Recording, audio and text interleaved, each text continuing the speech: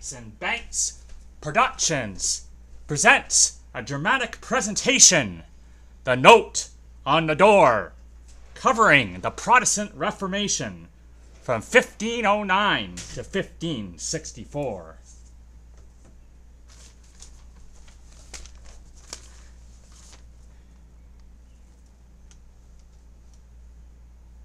Hello, I am Martin Luther, and I am a German monk. It is the year 1517, and I am tired of all the control and power that this Catholic Church has. It's not right. Have you heard of this indulgence thing? They have? People are paying the church to be exempted from punishment for sins. Is this for real? Huh? Money to wipe out your sins and wrongdoings. How stupid. That's not how it's done, people. My good friend, Mr. Tyndale from London, England, has been really encouraging me. The man has printed off lots of Bibles, New Testaments, 6,000 of them. That's awesome. It's time to take a stand. Radical changes. Yeah, that's what we need. Does anyone have control in that church at all? Anyone? So many schisms. So much immorality. Wowzers. Concubines. Gambling. Clerical pluralism. Drunkenness. It's not good at all. So here is what I am going to do. Here is what I, Martin Luther, is going to do. I am on my way to Wittenberg Castle. And when I go to Wittenberg Castle, I've been at work really hard. And I have written 95 theses on indulgence. Here, on this piece of paper. 95 theses here on this piece of paper. And I'm going to nail this note on the doors of the Wittenberg Castle. They will get it. They truly will, and it will change things. This is some of my top theses, okay? I'm just going to share with you 3 of them before I go and post them. And here I am at Wittenberg Castle over here. I am at the castle. I'm going to almost post them on the door. So, you are saved by faith. Scriptures are the only authority. And people are in charge of their own fate, not deeds. Especially not deeds. And the church is just not clergy. It should be so much more. So I am going to put this note, my 95 thesis, I'm going to hammer it right here on this door of Wittenberg Castle. And we're going to start a reformation. We have protested now.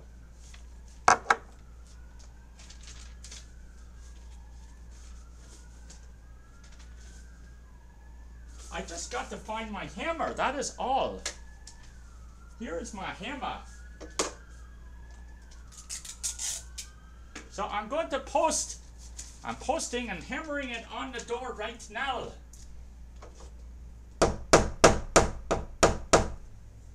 There. They should get that 95 thesis now. And I hope this starts a whole new radical movement. So thank you. I am Martin Luther. And I am changing things.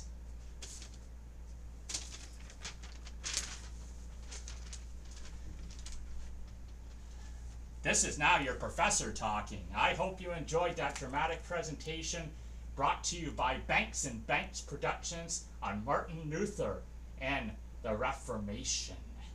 So yes, that is essentially what happened with the Protestant Reformation from 1509 to 1564. I should talk up here. I'm sorry. I forget my mic's up here. So essentially, this is your professor back speaking. And what I was saying, I'm sorry if you didn't hear what I just said. I am saying that that was essentially the Protestant Reformation from Martin Luther, German monk, who took matters into his own hands with all the craziness that was happening with the Catholic Church at the time. And he rarely was a catalyst in changing things, as he posted that note, the 95 Thesis on Indulgence, on the door. And that really began a whole completely new movement and set off a course of change in history that really changed things. So what I'm going to share with you just briefly before this lesson finishes is I want to share with you what happened from this briefly, okay? And then that's what I'm going to do, essentially, okay? So what happened from Martin Luther's note on the door on Wittenberg Castle is the idea spread.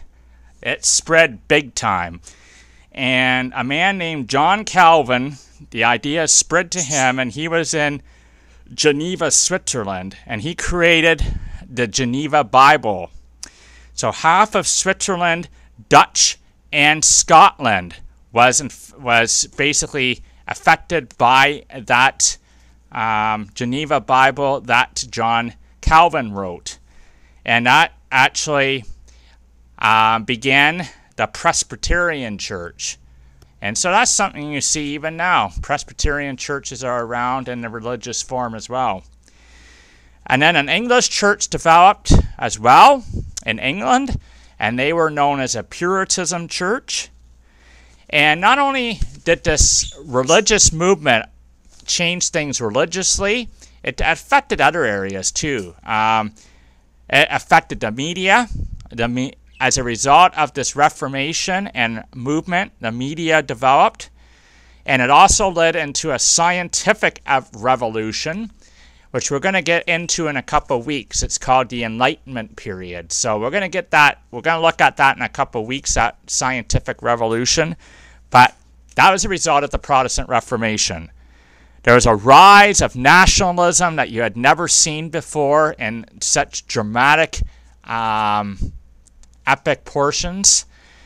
And the Bible was printed for the very first time as a result of this Reformation period. So a lot of positive things that came out of Martin Luther and his note on the door. However, some negative things also came out of it that we need to remember.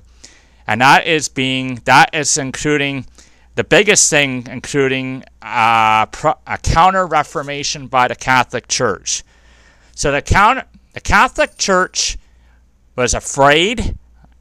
Number one, they were afraid, and two, they were angry. They did not like this challenge to their faith and to their holds. So they counter-reformed.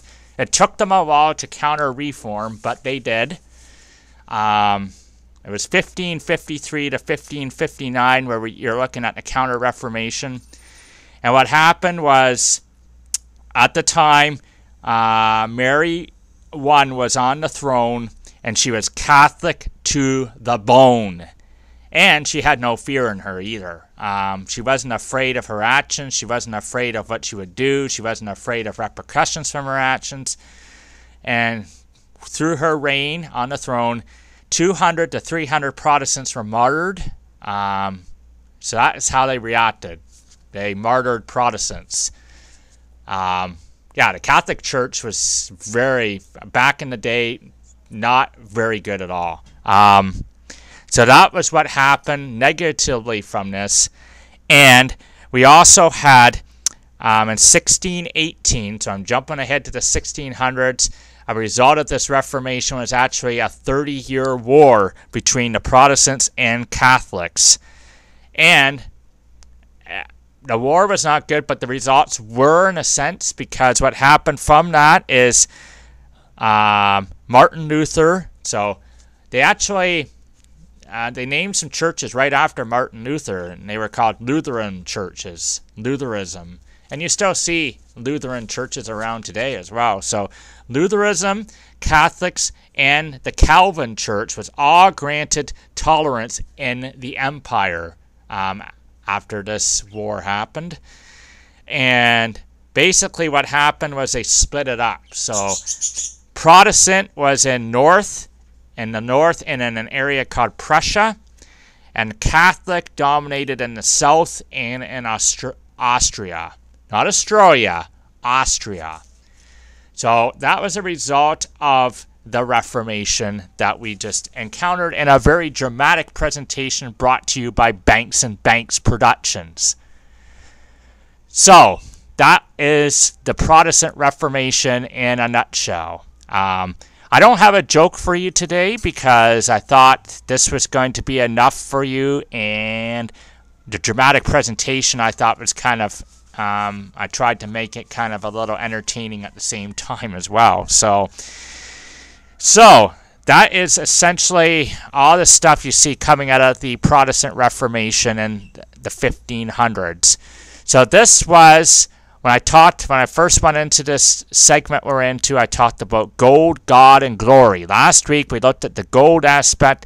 This week was the God aspect, obviously, with the religion and the different forms of churches that were forming. That is the Protestant Reformation. So,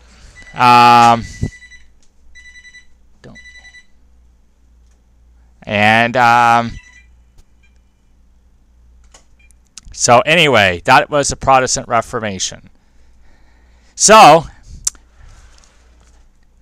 that was the God part. So next week, obviously, it leaves the glory part. So next week, and actually, you could almost go into the Enlightenment period right after this, but I'm going to leave that for 2 weeks from now. Next week, what I'm going to look at is the glory part, and that's where we talk about the British monarchy, and you're going to see some changes, really changing that up too, and I'm going to basically tell you the problems that was going on with that.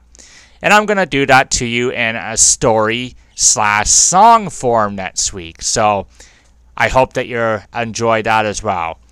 But that is our lesson for this week. So I hope that you enjoyed this lesson. I hope that you found the dramatic presentation to be quite entertaining. And until next week, this is your professor signing off.